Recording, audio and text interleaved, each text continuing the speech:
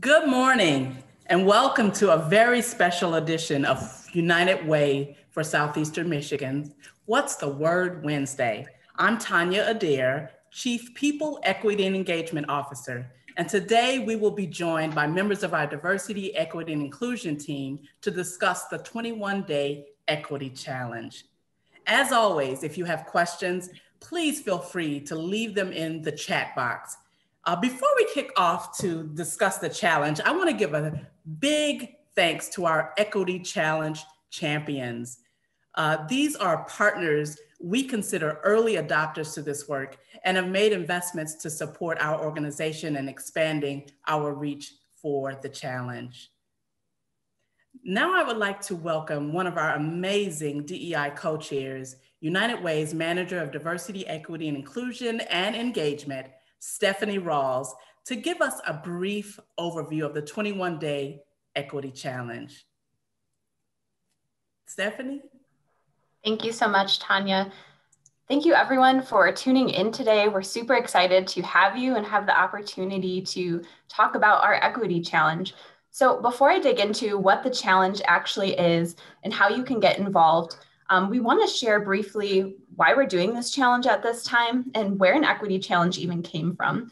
So as part of our ongoing efforts in diversity, equity, and inclusion here at United Way, we've really taken a proven concept. That concept is the Equity Challenge, and we made it relevant to all of the persistent inequities that are historical and present right here in our backyard in Southeastern Michigan. We do this because at United Way, we know that addressing inequity is critical to accomplishing our mission of building communities of stable households and thriving children. But to do so, to really live into that mission, we must understand our history. We need to know what drives these disparities that we're working to solve. So when we take it upon ourselves to educate ourselves, to learn, to grow, and to even educate others, we're doing our part to build a better future for our entire region. So what is the history of an Equity Challenge? Where does it come from?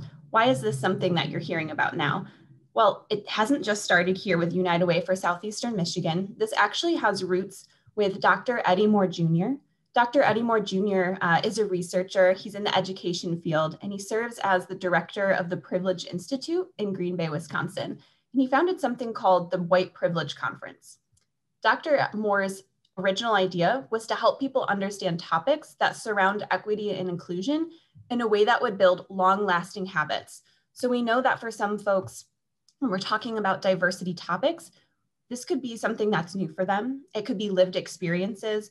And so Dr. Moore really wanted to make sure that there was a way to bring all people up to speed, to have common language and understanding for all of the inequities that people face. And just like any good habit, he knew that it would take time for people to continue seeking information, to stay dedicated to that journey of not just learning and growing, but eventually taking that learning to action. And so that's why the 21 days, because we know that it takes a little bit more time to develop that habit and to keep seeking and exploring. So United Way's networks began Equity Challenges just about a year ago, back in January of 2020, building off of Dr. Moore's great work. There was also an organization called Food Solutions New England that built the very first Equity Challenge that went out to a community.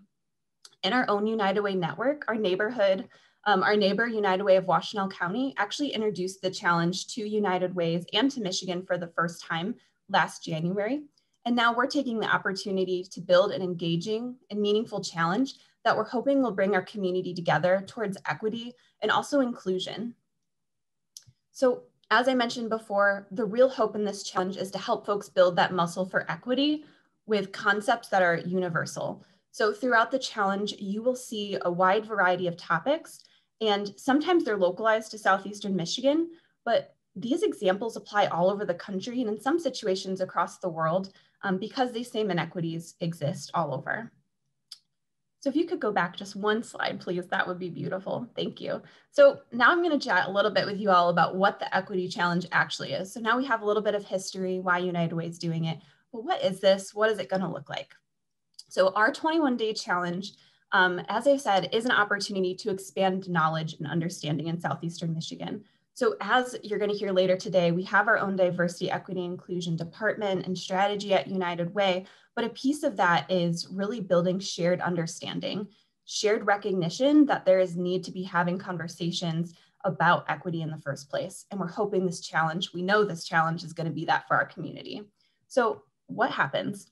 Once a participant signs up, and if you're not signed up, this is going to be you. So once you sign up, you'll receive one email every single weekday starting May 21st, this Friday, until June 18th. Every single day, there is going to be a different topic based on equity. And the entire theme of the challenge is equity, but it is both an individual and group learning journey. So you can do this on your own, but it's much more powerful if you involve your community, your family, your friends, and you invite folks around you to have conversations about this work. Every single email is going to be formatted pretty similarly. You're going to have an overview of the topic at the beginning, and then there's going to be various resources for you to learn. We know that different folks engage in different ways, and we wanted to provide you that opportunity. So every single day, there is going to be articles, videos, podcasts. We're not asking that you do every single thing on that email. Really, it's about a 15-minute time commitment per day, but it's up to you. It's a choose your own adventure, if you will, to pick which of the topics that you're most interested in and the way that you want to learn.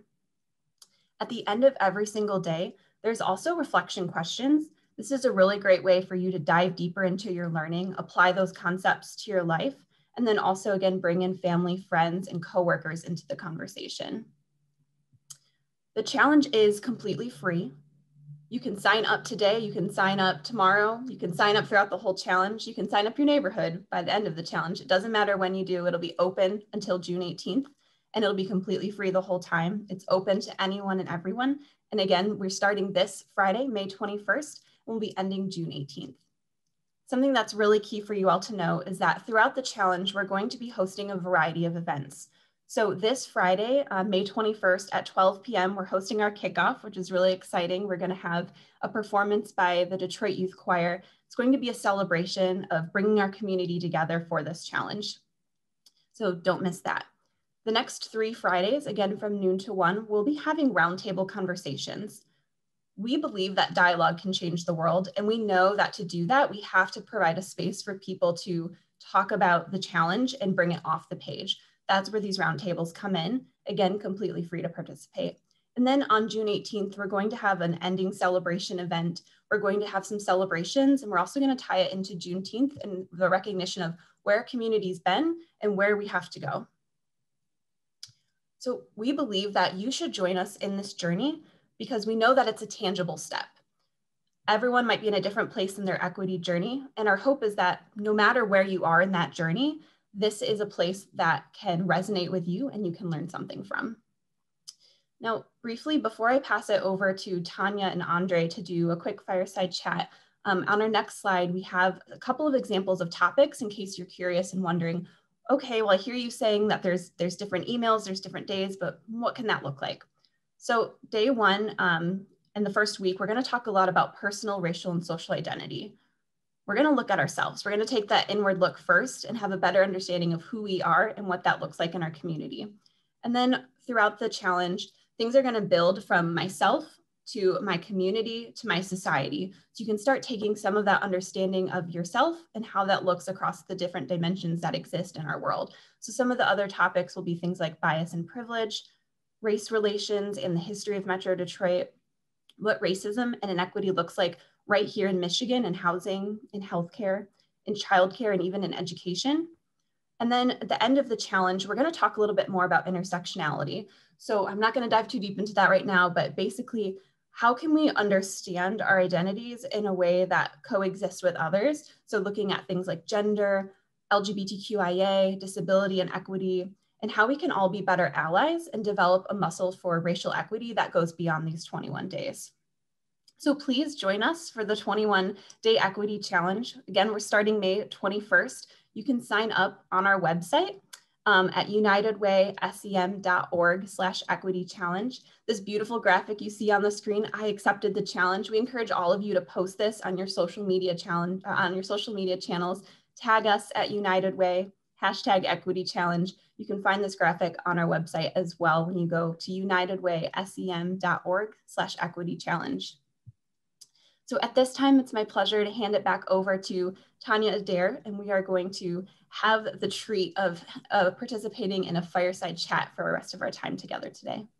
Thank you, Stephanie. Thank you. That was really amazing of taking us through why we are doing this work, because we know that it is so important for us as an organization because of our commitment to diversity, equity, inclusion practices, and to assure that we are implementing those practices in every aspect of our work. So this is really great. And thank you for your leadership and for you and the co-chairs who've played a major role in serving with United Way and working with our staff to bring this to the forefront as something that we just knew we had to do.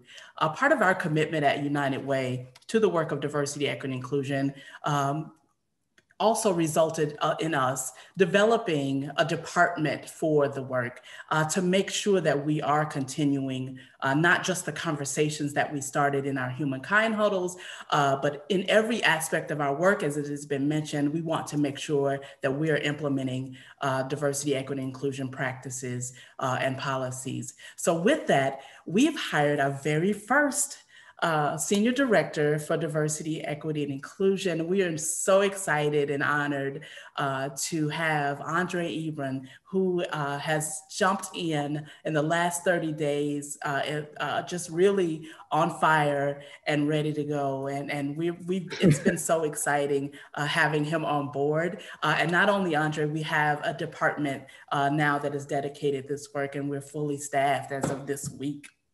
And Stephanie being a part of that team. So we're really, really excited. So I bring to you right now, Andre Ebron. So we're just gonna have a little conversation. Andre, what brought you to United Way and how do you see the diversity, equity, and inclusion work playing out is what we're gonna be talking about now. So let's just start with that. What brought you to United Way? All right, well, thank you, Tanya, for having me. Thank you for the opportunity to serve in this capacity. Stephanie, great job detailing the 21-day equity challenge. And so I want to tell you what brought me to United Way. Great question. Well, I am the great grandson of people that migrated from Panama to the United States. I am the son of Dr. Jeanette Louise Suttle Ebron, who is a veteran of the United States Marine Corps, a social worker, and an educator. For nearly the last 2 decades, I've served in capacities of social work and education. And so when I think about my experience and the mission of United Way of creating stable households and thriving children, my work marries directly to the mission and the vision of the organization, with the guiding principles being, people first. I am in this work because I love people. I understand the systems and the institutions that affect how people navigate and live through this world.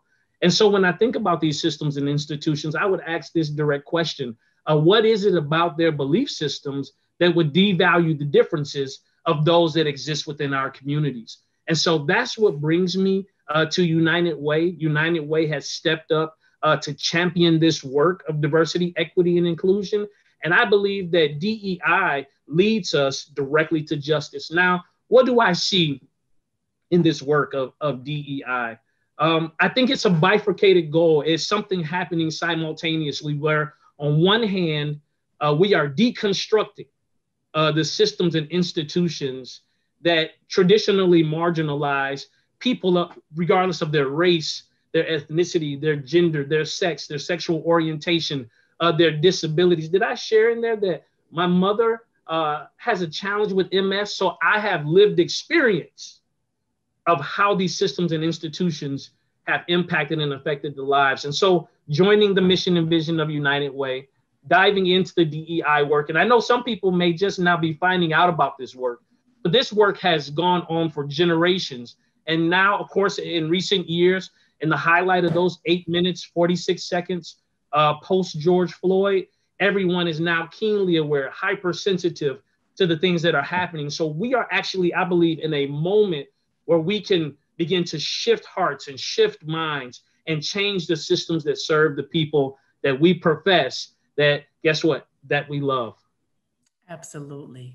Absolutely. Thank you, Andre, for that. So you know that United Way has embarked on an effort to expand our work to incorporate diversity, equity, inclusion into our organizational practices and into our culture. Why do you think this is important for not just for United Way, but for any organization? Well, I think United Way, not I think, I know that United Way has taken a courageous stance because we are not developing programming that exists beyond what we currently do, but we literally have gone back to our organizational objectives. We've gone from our top level leadership with our board to begin to start this equity journey. So we're not just looking to create programming outside of what we do, but we're literally institutionalizing and mobilizing these principles of DEI in everything that we do. Now, I know somebody's listening on and say, that seems to be a pretty lofty, potentially unattainable goal, but I want to tell you about the culture of United Way. We are a culture of doers. Absolutely. We are a culture of doers that have taken the commitment of challenging the systems even that we currently have, reworking it, having the courageous conversations. Meetings can turn into war rooms and then back to peace because we are committed to the work. And so we are committed to institutionalizing DEI as a core value because it is one of our guiding principles. People first, equity and inclusion, innovation. And when we think about innovating this work, Tanya, for some, they think about drastic overhaul, but for some, innovation in the space of DEI is speaking to people who don't look like you, having conversations, being willing to admit whether it's implicit bias or explicit prejudice, whatever Absolutely. It is, whatever your held belief is, we are here to disrupt, interrupt, and provide quality information that would not just change your lens, but alter your core value. Absolutely. Absolutely. With the two of us, both of us came from an education background. So it really is ingrained in us and others in our organization to understand and know the people that we're serving, our own lived experiences, and being able to tap into that as well when we're talking about this work. And valuing everyone and everything that everyone brings in the table, regardless of the background, regardless of their culture, regardless of their identity, being able to value that, and that is so important. But COVID-19 came in and just kind of like really uprooted a lot of the things that we were doing before. So when we think about the pandemic, it has further revealed many of the inequities that, coming from education, we knew existed, but it exacerbated some of those issues for the world to see. The inequalities and inequities that are deeply rooted in our systems and in our institutions. How has that impacted the work of United Way, and how can we best address this? Well, I appreciated Dr. Hudson coming on and talking about what I feel Dr. King would say our broad and beloved community of supporters, right? And so when COVID-19 struck this nation, it was our broad and beloved community of supporters that showed up tangibly, whether it was boots on the ground and the grass work of people still being present in the community, regardless of the threat of COVID-19, showing up on the front lines, whether it was people giving so that we could still provide that extra support that it was needed. Tanya, what was amazing to me, and I would love to clarify for those listening, when we talk about access, let's talk about these 17,000 devices that were given to children across Metro Detroit, as well as to our seniors. And so I can hear somebody talking to me now say, Mr. Ebron, it was just a device. No, let's think about that senior who was not ambulatory, who didn't have access to telehealth, but because we provided that device, they were able to navigate telehealth. And I have to be honest with you, Tanya, working at that time in the education space, I saw several of those devices that United Way distributed. I was there helping them to log on, navigate. They would bring it up to the school. And guess what I would see on that device? I would see unemployment benefits for the families that had lost their jobs. So that device, it had a myriad of ways that it impacted and changed the lives of children and families across Metro Detroit.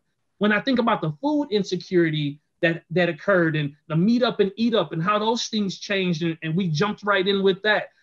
There are so many, listen, some of the best work we do is not mentioned. And some of the best work that we do, people are unaware of. But I encourage you all to volunteer. Think about our volunteer engagement department that is led by Angela. It does an amazing job of leveraging. Think about our K-12 partnerships led by Benita that makes sure, listen, you're talking about an advocate for social change and empowering. Listen, people get on the front line to do this work. So I encourage you, I'm not going to spill all the beans here. I encourage you to visit our website. I encourage you to advocate, to give, and to get involved, because your presence on our team will definitely make a difference. Absolutely. And you called out, several who are helping to lead some of the work in our organization. And there are several more who are doing an amazing job of working with our partners. One thing we do know, we can't do any of this work without just that, our partners. So USUM hopes to engage with partner organizations and other stakeholders to better understand equity issues in our region. What are the steps that we are taking to make sure that we're engaging our partners in this work, not just in being able to help us with distributing meals and helping us, or us helping them even by coming together and collaborating for the issues in our region. But what are we doing to help engage them in this particular work? Well, whether it is community voice and our strategic partnership with Detroit Future City to design our equity blueprint toolkit, which works at centering the voice and the lived experience, valuing the lived experience of our community members, whether it's making sure that the work that we're doing for our community, we're not doing it without our community. So we're examining and looking at who is at our table. So community, listen up. We will be reaching out to you all to get your voice. And there are plenty of people that have done this research, and we want to hear from you.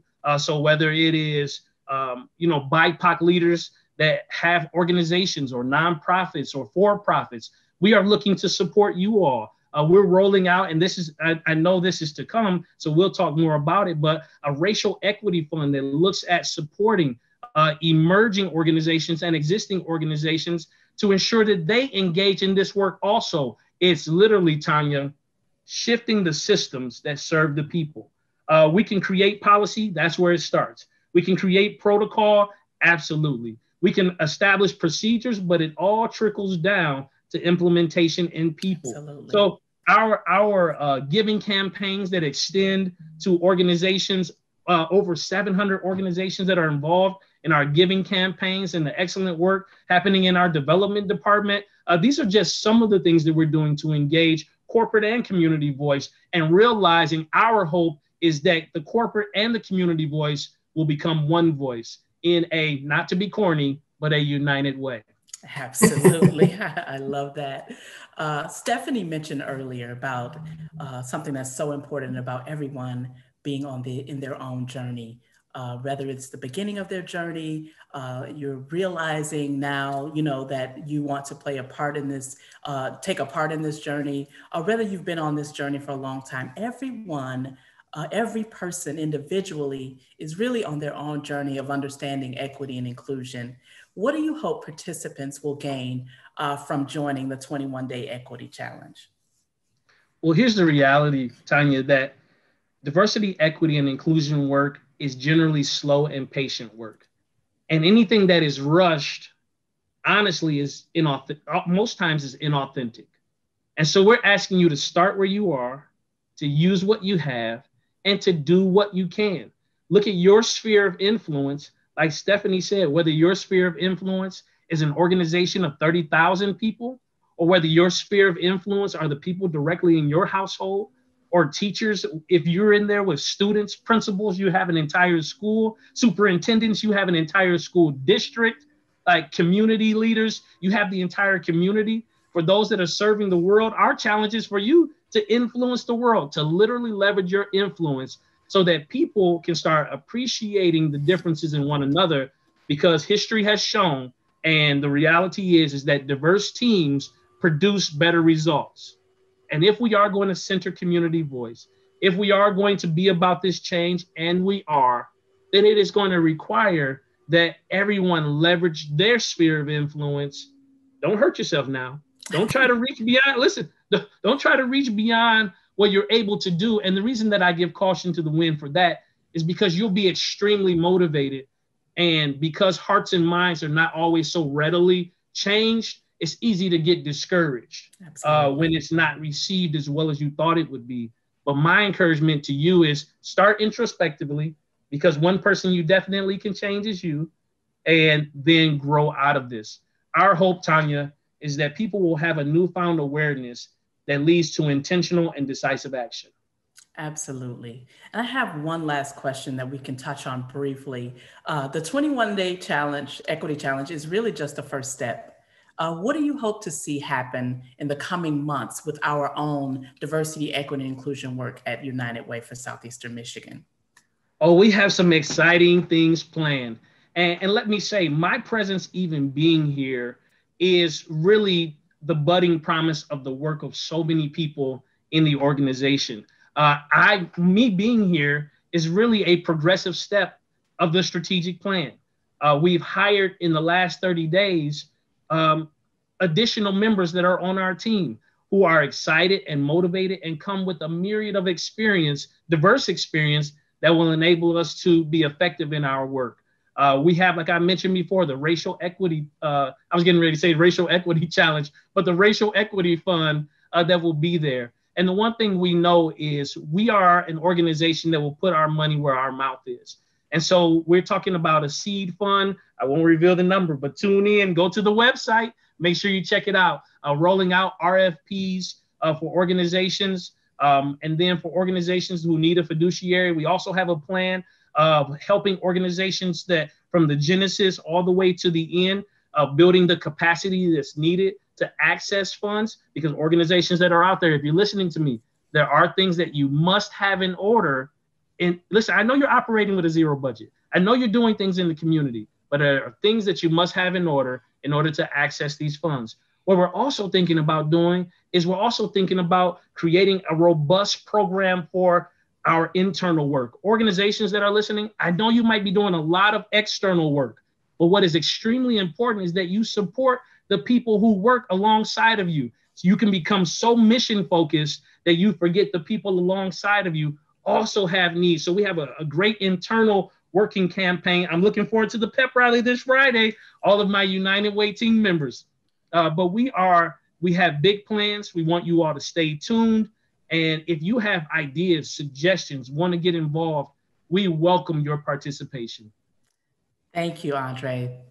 This really is so exciting, and we want everyone to be a part of this 21-day equity challenge that's kicking off our work in diversity, equity, and inclusion. Thank you, Andre. Thank you, Stephanie, for the work that you're doing for United Way for Southeastern Michigan. But that's all the time that we have for today. But I hope you enjoyed learning more about our 21-day equity challenge and the work we are doing around diversity, equity, and inclusion at United Way. We hope you join us on this journey and sign up at unitedwaysem.org/equity challenge.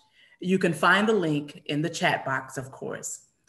As a reminder, for those of you who may be experiencing a need, our 211 helpline remains available 24 hours a day, 7 days a week. We maintain a running list of available services in the community and can connect you to the support you need.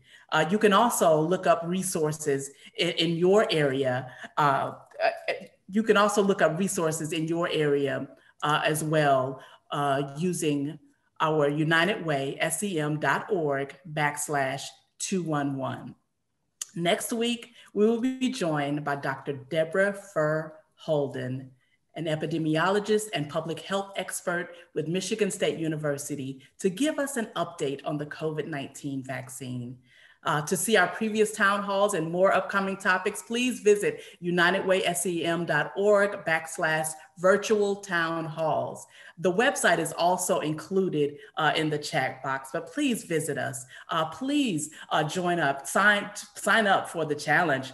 This is going to be so exciting, and you don't want to miss it, this learning journey that we'll be on with our community together. Already we have nearly 3,000 people signed up, and you don't want to be left out of this journey that we're walking together with our community. And we're really excited about it and appreciate all of you for tuning in. So thank you, everyone, and stay safe.